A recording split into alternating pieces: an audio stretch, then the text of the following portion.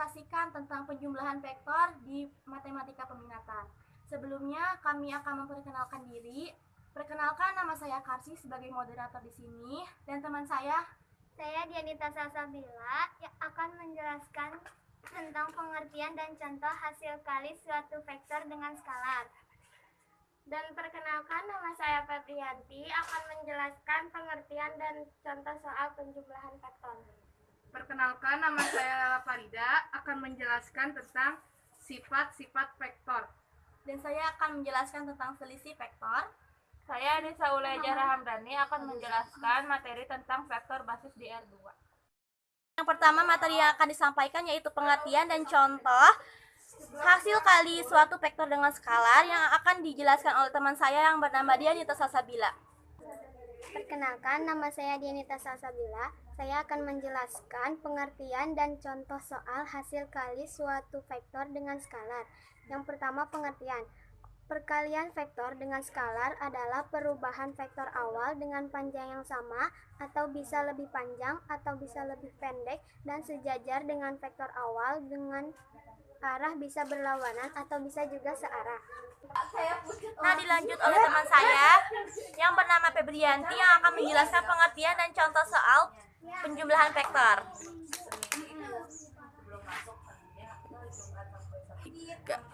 Perkenalkan, nama saya Febrianti akan menjelaskan pengertian dan contoh soal penjumlahan vektor.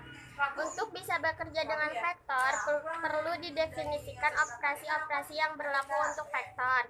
Secara geometris, penjumlahan vektor dapat dilakukan dengan dua metode, yaitu pertama metode poligon. Penjumlahan vektor dengan metode ini adalah merangkai setiap vektor sedemikian sehingga ujung suatu vektor bertemu dengan pangkal vektor lain. Nah, ini gambar metode poligon seperti ini.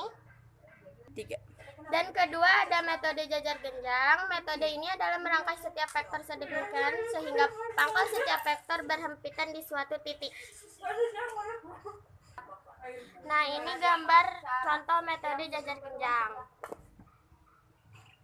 Secara aljabar, penjumlahan vektor adalah menjumlahkan komponen vektor dengan komponen vektor lain yang bersesuaian. Akibatnya, penjumlahan vektor hanya berlaku jika vektor-vektornya. Untuk lebih jelasnya, perhatikan vektor berikut. Seperti vektor A sama dengan A1, A2, A3, dan seterusnya. Dan vektor B, B1, B2, B3, dan seterusnya. Vektor A tambah vektor B sama dengan A1 tambah B1, A2 tambah B2, A3 tambah B3, dan seterusnya. Atau juga bisa seperti ini.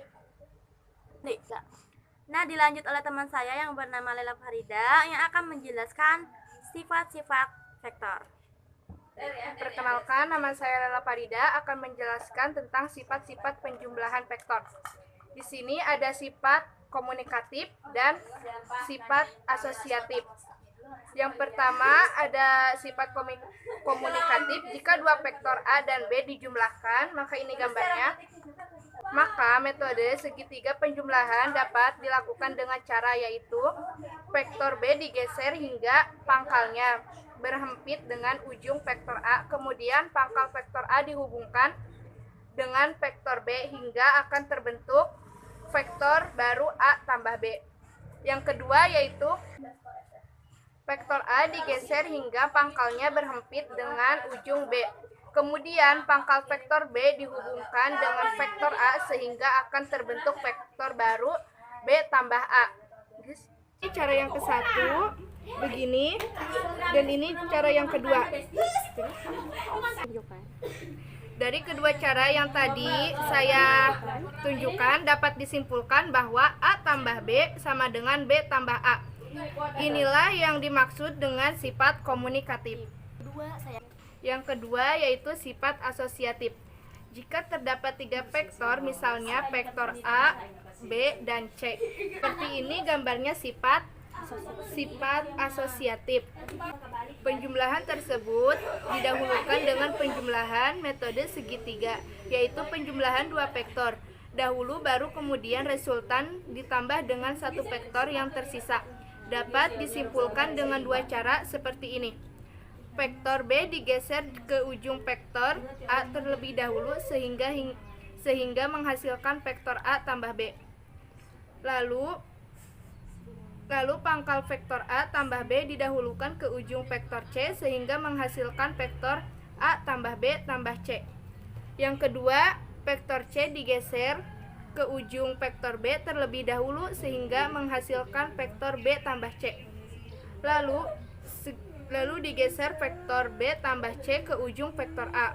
Lalu pangkal vektor A dihubungkan ke ujung vektor B tambah C sehingga menghasilkan vektor A B tambah C.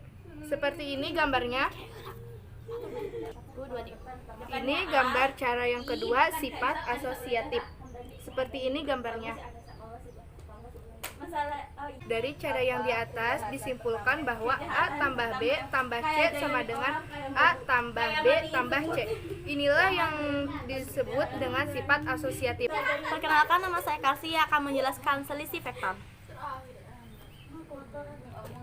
Pengertian selisih vektor adalah R sama dengan A min B, sama halnya dengan R sama dengan A tambah min B. Hal ini dapat disimpulkan bahwa selisih antara vektor A dan B adalah hasil penjumlahan vektor A dan B, dengan min B adalah vektor yang berlawanan arah dengan B tetapi nilainya sama dengan B. Dilanjut oleh teman saya yang bernama Hanisa Ulaya Zahra Hamdani yang akan menjelaskan vektor basis di R2. Perkenalkan, nama saya Anissa Ulaya Zahra Hamdani. Saya di sini akan menjelaskan materi tentang vektor basis di R2. Vektor basis merupakan vektor satuan yang saling tegak lurus. Dalam vektor R2, dimensi memiliki dua vektor basis, yaitu I sama dengan 1,0 dan J sama dengan 0,1. Itulah tadi materi tentang penjumlahan vektor yang telah disampaikan kelompok kami. Sebelumnya kami memohon maaf bila ada yang kurang dari materi yang disampaikan oleh kami. Kami akhiri. Wassalamualaikum warahmatullahi wabarakatuh.